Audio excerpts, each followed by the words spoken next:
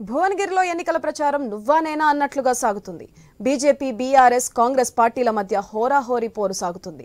తమదే గెలుపు అంటే తమదే గెలుపు అని ధీమా వ్యక్తం చేస్తున్నాయి ఆయా పార్టీలు. పోలింగ్ సమీపిస్తున్న తరుణంలో అగ్రనేతల ప్రచారం జోరందుకుంది.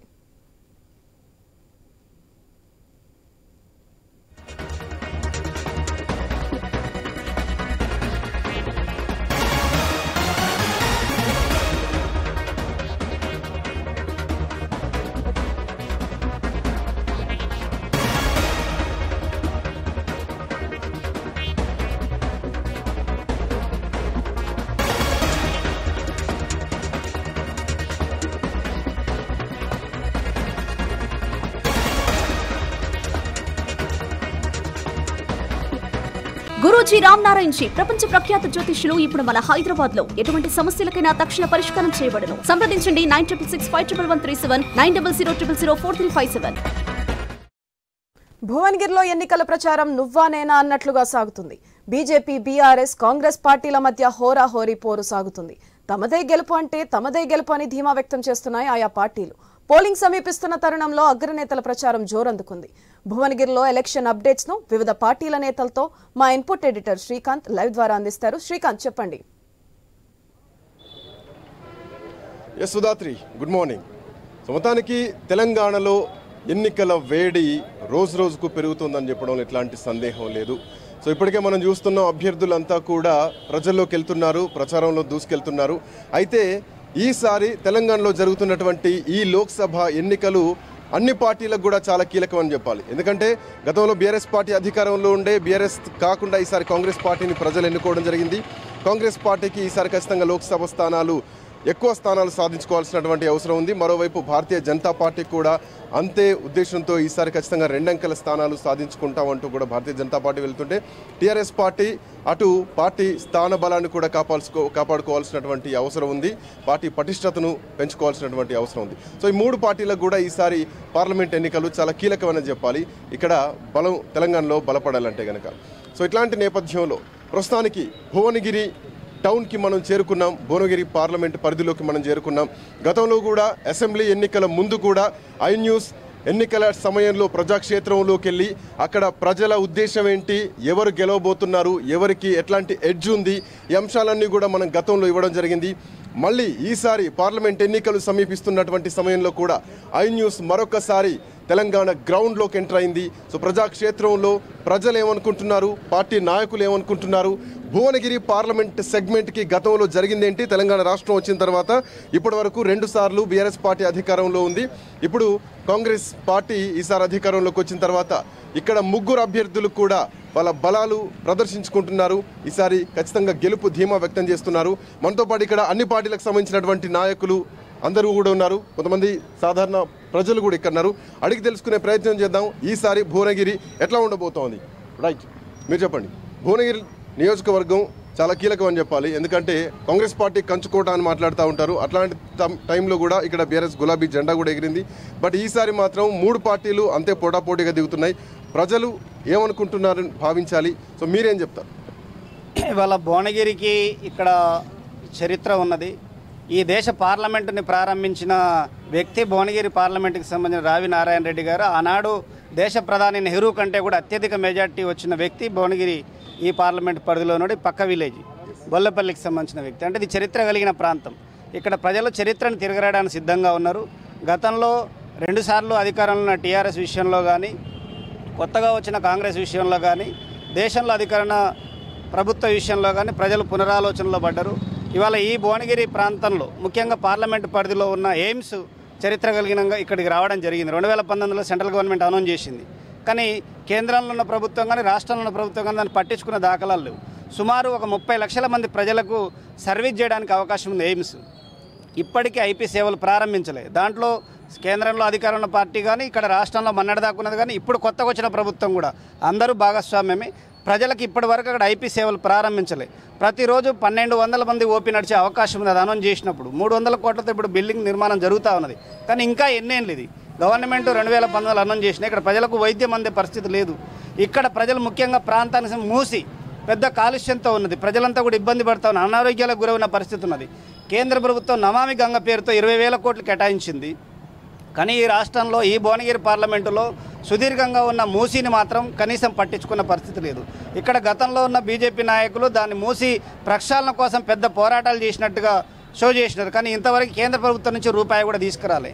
ఇప్పటిదాకా పనిచేసిన కోమటిరెడ్డి చెప్తున్నారు, ఇప్పటి వరకు తీసుకొచ్చిన నిధులు కూడా నేను కేంద్రంతో కొట్లాడి తీసుకొచ్చా, కేంద్రంలో కాంగ్రెస్ పార్టీ అధికారం లేదు, బట్ బీజేపీ ఉంది, ఆ జీవోలు కూడా నా పేరు మీద వచ్చాయి. మీరు చెప్తున్నటువంటి ఎయిమ్స్ విషయం అయితేనేమి, మిగతా ఇక్కడ డ్యామ్ల విషయం అయితేనేమి, నీటి విషయం అయితేనేమి, జీవోలన్నీ నేను కొట్లాడి తీసుకొచ్చా, ఇంతో అంత అభివృద్ధి చేసింది నేనే, ఖచ్చితంగా ఈసారి కాంగ్రెస్ పార్టీని గెలిపియండి అని మాట్లాడుతున్నారు. ఏం చెప్తారు? ఇవాళ ఎవరైనా మేమే చేసినామని చెప్పుకుంటారు. ఇక్కడ పోటీలో ఉన్న కాంగ్రెస్ కానీ సిపిఎం నుంచి కూడా జహాంగీర్ గారు 35 ఏళ్ళు ప్రజా జీవితంలో పనిచేస్తూ ఉన్నారు.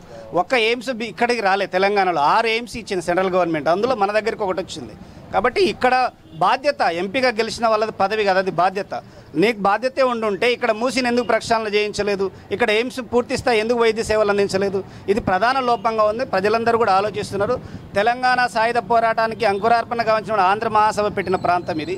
ప్రజలందరూ పునరాలోచన ఇక్కడ ఎర్ర జెండాను ఎగిరేస్తారని చెప్పి మేము భావిస్తూ ఉన్నాం. రైట్. భారతీయ జనతా పార్టీ కేంద్రంలో మీరున్నారు. మూసీకి సంబంధించినటువంటి ఆయన మాట్లాడుతున్న పాయింట్ కానీ ఎయిమ్స్ విషయంలో ఇప్పటికీ పూర్తి స్థాయిలో పనులు జరగలేదు అని మాట్లాడుతున్నారు. బట్ కాంగ్రెస్ పార్టీ నుంచి ఎంపీగా ఉన్నటువంటి గతంలో కోమటిరెడ్డి ఆ నిధులు నేనే తీసుకొచ్చా, ఈ అభివృద్ధి చేసింది కూడా నేనే అని మాట్లాడుతున్నారు. భారతీయ జనతా పార్టీ కేంద్రంలో ఉన్నా కానీ రాష్ట్రానికి, మరి ముఖ్యంగా భువనగిరికి ఏమీ చేయలేదు, పట్టించుకోలేదు. నమామి గంగ పేరుతోటి వేల కోట్ల రూపాయలు మీరు ఇస్తున్నారు అక్కడ, బట్ ఇక్కడ మాత్రం భువనగిరిని గాలికి వదిలేశారు అన్న మాటకి ఏం చెప్తారు? కేంద్రంలో ఉన్నటువంటి నరేంద్ర మోడీ గారి ప్రభుత్వం 70 ఏళ్ల చరిత్రను తిరగరాసింది. ఈరోజు 70 ఏళ్లలో 7 ఎయిమ్స్ ఇస్తే ఇవాళ నరేంద్ర మోడీ గారు 10 సంవత్సరాలు 27 ఎయిమ్స్ ఇచ్చారు. నరేంద్ర మోడీ గారు ఎయిమ్స్ ఇచ్చింది బూర నర్సయ్య గారు ఎంపీ ఉన్నప్పుడు, వెంకటరెడ్డి గారు రాజగోపాల్ గారు ఉన్నప్పుడు ఇయ్యలే. ఇవాళ ఐపీ సేవలు ప్రారంభించలేదన్నారు. సర్జరీస్ కూడా అవుతున్నాయి. 1560 కోట్లతోటి భవన నిర్మాణాలు పూర్తయ్యే స్థాయికి వచ్చినాయి. వితిన్ 6 మంత్స్లో అందులో ఫుల్ ప్లెడ్జ్డ్గా వైద్య సేవలు అందడానికి ఉన్నాయి. గత అధ్యక్షులు పివి శ్యాంసుందరరావు గారు మూసీ ప్రక్షాళన గురించి పాదయాత్ర కూడా చేసిన చరిత్ర మాకుంది. ఫెడరల్ సిస్టంలో రాష్ట్రంలో ఏది కావాలన్నా కూడా రాష్ట్ర ప్రభుత్వం డిపిఆర్ చేసి పంపాలి. ఈ రాష్ట్ర ప్రభుత్వానికి చిత్తశుద్ధి లేదు. నమామి గంగే చేసిరంటే అక్కడ రాష్ట్ర ప్రభుత్వం డిపిఆర్ తయారు చేసి పంపడం వల్ల అది ఒక పైలట్ ప్రాజెక్ట్ కింద తీసుకున్నారు. ఇక్కడ కూడా మూసీ ప్రక్షాళన గురించి భారతీయ జనతా పార్టీ కట్టుబడి ఉంది. మా రాష్ట్ర అధ్యక్షులు కిషన్ రెడ్డి గారు కూడా 1కి 100 సార్లు చెప్పారు, మీరు డిపిఆర్ చేసి పంపిన పక్షాన మేము మూసీ ప్రక్షాళన చేస్తామని చెప్పారు. ఈ ప్రాంతానికి భారతీయ జనతా పార్టీ ఏం చేసిందన్న వాళ్ళకి తనలు తెరవడానికి ఒకటే ముచ్చట చెప్తాను నేను. రీజనల్ పాస్పోర్ట్ ఇచ్చింది భారతీయ జనతా పార్టీ, కేంద్రీయ విద్యాలయం ఇచ్చింది Bharatiya Janata party, national highways connectivity ఇచ్చింది భారతీయ జనతా పార్టీ, 1650 కోట్లతోటి ఎయిమ్స్ ఇచ్చింది భారతీయ జనతా పార్టీ. ఇక్కడ మీరు చూస్తున్నటువంటి భువనగిరి కోటకి ఎంత చరిత్ర ఉందో దానికి కేంద్ర మంత్రి కిషన్ రెడ్డి గారు 100 కోట్లు ఇచ్చి డిపిఆర్ఏ వర్క్ స్టార్ట్ అయినాయి, అది ఇచ్చింది భారతీయ జనతా పార్టీ. ఇవాళ rail connectivity, road connectivity, air connectivity, water connectivity, every connectivity without any corruption. ఇవాళ దేశ చరిత్రల ప్రపంచ దేశాలలో ఒక సద్గురు, ఒక గురువు స్థానాన్ని ఆక్రమించిన ప్రధాని నరేంద్ర మోడీ గారు ఈ దేశాన్ని కరప్షన్ లెస్ ఇవాళ 24 గంటలు 24/7 365 డేస్ దేశ ప్రజల నుంచి పనిచేస్తారు. ఇవాళ 10 సంవత్సరాలు ఉచిత రేషన్ ఇస్తున్నాం, టీకా ఇచ్చినాం.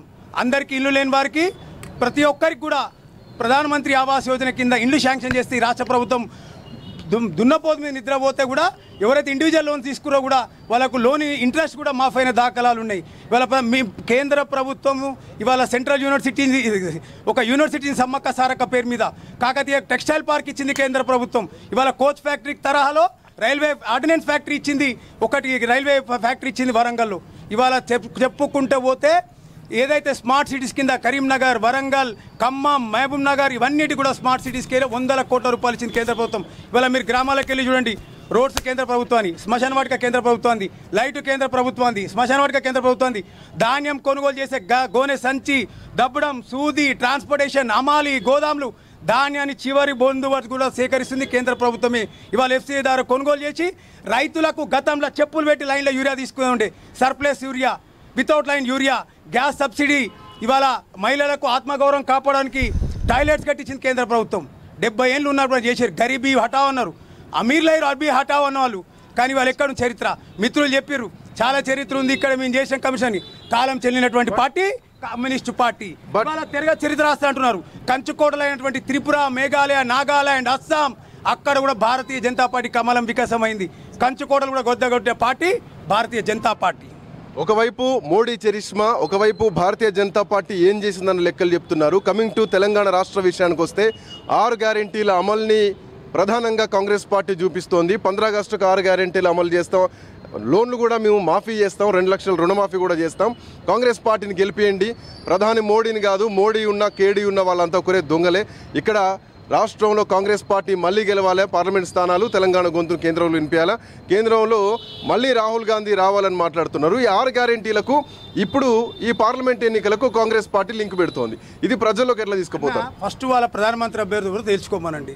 ఓ దగ్గర కమ్యూనిస్టులు కలిసిపోతారు, గల్లీ మీద దోసి ఢిల్లీ మీద కుస్తీ. మొదలు వాళ్ళ ప్రధానమంత్రి అభ్యర్థి ప్రకటించమనండి. దాని తర్వాత 6 గ్యారెంటీలు అన్నాం. 6 గ్యారెంటీలు ఇప్పటివరకు ఆర్టీసీకి రూపాయి చెల్లించాలి ఫ్రీ బస్ పేరు మీద. ఇవాళ విద్యుత్ బిల్లు గృహజ్యోతి ఉంది, ఇంకా సగం మంది బిల్లులే వస్తున్నాయి. దాని తర్వాత రైతుల రుణమాఫీ అన్నావు, 100 రోజులు అన్నావు. నిన్న ఇక్కడ ఈ గడ్డ మీద సాక్షి యాదారి లక్ష్మీ నరసింహస్వామి ఒట్టు తిని 100 రోజులు దాటిపోయింది, నువ్వు 15 ఆగస్టు అంటున్నావు. నీ పక్కన కోమటిరెడ్డి మంత్రి ఏమంటుండు, దఫల వారిగా అంటుండు. They have no clarity. 2 లక్షల రుణమాఫీ మీద క్లారిటీ లేదు, 500 బోనస్ మీద క్లారిటీ లేదు, నిరుద్యోగ వృత్తి మీద క్లారిటీ లేదు, పింఛన్ పెంచిస్తానని మీద క్లారిటీ లేదు. No clarity, only guarantee, MP seats guarantee. MP seat గెలవడానికే గ్యారంటీ మాట ఇప్పిస్తున్నారు. ఎంపీ సీట్ గ్యారంటీ అని బీజేపీ నాయకుడే అన్నాడు. భువనగిరి బీజేపీ వాళ్ళు చాలా చక్కగా అబద్ధాలు చెప్తారు. మేము జాతీయవాదులం అని చెప్పుకుంటారు. దేశం కోసం కొట్లాడి స్వాతంత్రం తెచ్చిన ఘనత వాళ్ళకు ఉన్నది. ఈరోజు మా అన్నగారు, మేము భువనగిరిలో పార్టీలు అని చెప్పి కొట్టుకోం, ప్రేమగానే ఉంటాం. ఈయన మా అన్న, ఆయన మా కొడుకు, ఆయన మా అన్న, మేమంతా అన్నదమ్ములు, ఒక కుటుంబ సభ్యులు లెక్క ఉంటాము. కాకపోతే భారతీయ జనతా పార్టీ వాళ్ళు చెప్పేటి అన్నీ కూడా అభూత కల్పనలు, అన్నీ అబద్ధాలు. సోషల్ మీడియా యూనివర్సిటీ పెట్టుకొని ఆ పిల్లలను ఈ విద్యార్థి సంఘాలలో ఆన్లైన్లో పనిచేసిన వాళ్ళు అందరినీ జమ చేసుకొని ఒక్కొక్కరు 20-30 ఫేక్ అకౌంట్లు ఓపెన్ చేసి అన్నీ ఇండ్లు ఇచ్చిన అంటారు, వాకిలు ఇచ్చిన అంటారు. 70 ఏళ్ళకెళ్ళి ఏం కాలే, ఇప్పుడే అయింది అంటారు. ఈ 9 ఏళ్లలోనే పుట్టిండు, సచ్చిండు, వాడు సంసారం చేసిండు, అభివృద్ధి అయిందని వాళ్ళు చెప్తా ఉన్నారు. మేము ఒకటే చెప్తా ఉన్నాం, భువనగిరి ఎంపీ సీటు 3 లక్షల మెజార్టీ తోటి కాంగ్రెస్ పార్టీ గెలుస్తుంది. కాంగ్రెస్ పార్టీ కోమటిరెడ్డి గారి నాయకత్వంలో, మాకు కోమటిరెడ్డి సోదరుల నాయకత్వంలో ఖచ్చితంగా 3 లక్షల మెజార్టీ తోటి భువనగిరి ఎంపీ సీటు ఎంపీగా చామల కిరణ్ కుమార్ రెడ్డి ఖచ్చితంగా గెలుస్తాడు. ఒకవైపు బీజేపీ, ఒకవైపు కాంగ్రెస్ ఉంది. ఒక నిమిషం I will come back to you. ఒక నిమిషం. ఒకవైపు బీజేపీ, ఒకవైపు కాంగ్రెస్ ఉంది. టీఆర్ఎస్ పార్టీ అధికారం కోల్పోయిన తర్వాత భువనగిరిలో ఎక్కడ ఉందంటే ఏం చెప్తారు? భువనగిరిలో ఐవనీస్ ద్వారా డిబేట్ ఏర్పాటు చేసినందుకు ప్రత్యేకంగా, అంటే ఇక్కడ ఉన్నటువంటి సమస్యలు, ఇక్కడ ఉన్నటువంటి ప్రజల్లో ఉన్న అవగాహన కోసం మీరు ఏర్పాటు చేసినందుకు ప్రత్యేకంగా ఐవనీస్ వారికి కృతజ్ఞతలు తెలియజేస్తున్నాం. ముఖ్యంగా కాంగ్రెస్ పార్టీ, బీజేపీ పార్టీ, ఇక్కడ ఉన్నటువంటి ప్రధాన పార్టీలు బీఆర్ఎస్ పార్టీ మరియు కమ్యూనిస్ట్ పార్టీ కూడా ఇక్కడ పోటీ చేస్తున్నాయి. గత ఎంపీ ఎన్నికలలో బీఆర్ఎస్ 6 ఎమ్మెల్యేలు ఉంటే కోమారెడ్డి వెంకరెడ్డి గారు కాంగ్రెస్ ఎంపీగా గెలిచారు. మరి ఇప్పుడు 7 ఎంపీలు ఉన్నాం ఈ భువనగిరి పార్లమెంట్లో, ఖచ్చితంగా మేము ఎంపీ సీట్ గెలుస్తామన్నాం. అయితే అసెంబ్లీ ఎన్నికల తర్వాత ఇప్పుడు ఈ 4 నెలల మాసంలో పబ్లిక్లో కాంగ్రెస్ పార్టీ మీద 10-15% వ్యతిరేకత అనుకోండి, వాళ్ళు ఇచ్చినటువంటి వాగ్దానాల మీద అపనమ్మకం ఏర్పడ్డాయి. ఇది మామూలుగా 25 ఏళ్ళు, 35 ఏళ్ళు, 40 ఏళ్ళు తీసుకుంటే ఈ యొక్క గ్రాఫ్ రాదు. ఒక 45 to 70 ఇయర్స్ లోపు మీరు పబ్లిక్లో వాయిస్ తీసుకోండి, వారి ద్వారా మీరు సర్వే చేయండి. 100%గా కాంగ్రెస్ పార్టీకి వ్యతిరేకంగా ఉన్నారు, వారికి ఓటు వేయొద్దని ఆలోచనతో ఉంటుంది. ఎందుకంటే వారు ఇచ్చినటువంటి 6 గ్యారంటీల్లో ఇప్పటి వరకు అమలైనవన్నీ, అమలు కానివన్నీ అనేది గమనించుకోవాలి. ఇంకా సమయం ఉంది కదా, వాళ్ళు మొదలుపెట్టినాక 3 నెలలకే ఎలక్షన్ కోడ్ వచ్చింది కాబట్టి ఇంకా టైం ఉంది అనుకోవచ్చు. 10 ఏళ్ళ డిస్టర్బ్ చేయకండి మీరు మాట్లాడతారు, మేము డిస్టర్బ్ మాట్లాడండి. ఇక్కడ భువనగిరిలో అభివృద్ధి ఏ విధంగా జరిగింది, గతంలో 10 సంవత్సరాలలో ఉన్నటువంటి ఎమ్మెల్యే గారు ఇక్కడ ఏ విధంగా అభివృద్ధి చేశారని పబ్లిక్ తెలుసు. నెక్స్ట్ ఇంకోటి ఏమంటే 10 సంవత్సరాలలో చేసిన తర్వాత ఒక ప్రజా వ్యతిరేకం ఏర్పడిన తర్వాత వేరే వాళ్ళకి అవకాశం, ఆ అవకాశాన్ని మీరు వినియోగించుకోవాలి. పబ్లిక్ ఇచ్చిన తీర్పు ఏ నాయకుడు ఖచ్చితంగా గౌరవిస్తారు. నెక్స్ట్ ఇక్కడ నిన్న జరిగినటువంటి రేవంత్ రెడ్డి గారు ఒక స్పీచ్లో ఒక మాట అన్నారు, డిసెంబర్ 9 నాడు రుణమాఫీ చేస్తానని చేయలే అంటే మాట తప్పిరు. అంటే ఎప్పుడైతే ఎలక్షన్స్ వస్తాయో ఆ ఎలక్షన్ దాటవేస్తూ తేదీలు ప్రకటించకపోయినటువంటి పార్టీ కాంగ్రెస్ పార్టీ. ఇంకొకటి, ఒక ముఖ్యమంత్రి స్థాయిలో ఉన్నటువంటి వ్యక్తి రేవంత్ రెడ్డి గారు నెక్స్ట్ నా తర్వాత కాబోయే ముఖ్యమంత్రి కోమరెడ్డి అంటే నీ ముఖ్యమంత్రి సీటే ఢిల్లీ నుంచి వచ్చింది, నువ్వు ఇక్కడ నిర్ణయిస్తే ముఖ్యమంత్రి సీటు ఎవరికి ఇచ్చే పరిస్థితి లేదు. అంటే కాంగ్రెస్ పార్టీలో వారికి ఇచ్చినటువంటి ఒక మంత్రికి ఒక ముఖ్యమంత్రికి ఉన్నటువంటి తేడా అంటే ముఖ్యమంత్రి స్థాయి మాట్లాడే వ్యక్తి మంత్రి మాట్లాడతాడు, మంత్రి మాట్లాడేటువంటి స్థాయి ముఖ్యమంత్రి మాట్లాడతాడు. నెక్స్ట్ ఏమనంటే బీజేపీ వాళ్ళు మాట్లాడుతున్నారు. బూర నరసింహ గౌడ్ గారు నేమ్స్ తీసుకొచ్చారు. ఏం తీసుకొచ్చారంటే బూర నరసింహ గౌడ్ గారు ఇండిపెండెంట్ గెలవలే. ఆ రోజు బీఆర్ఎస్ పార్టీ తర్వాత గెలిచి బీఆర్ఎస్ పార్టీ బలం చూసే ఆ రోజు పార్లమెంట్లో కొట్టాడు. ఇండిపెండెంట్గా ఉండి మాట్లాడితే ఎస్ బూర నరసింహ గారు ఇండిపెండెంట్గా ఉండి గెలిచాడు, నేమ్స్ తీసుకొచ్చాడు అనవచ్చు. కానీ ఇంకొకటి ఇక్కడ సామాజిక వర్గంగా చూస్తే నిన్న రేవంత్ రెడ్డి గారు ఏమన్నా ఫస్ట్ రాగానే గౌడ్స్ గురించి తీసాడు, మళ్ళీ ఎండింగ్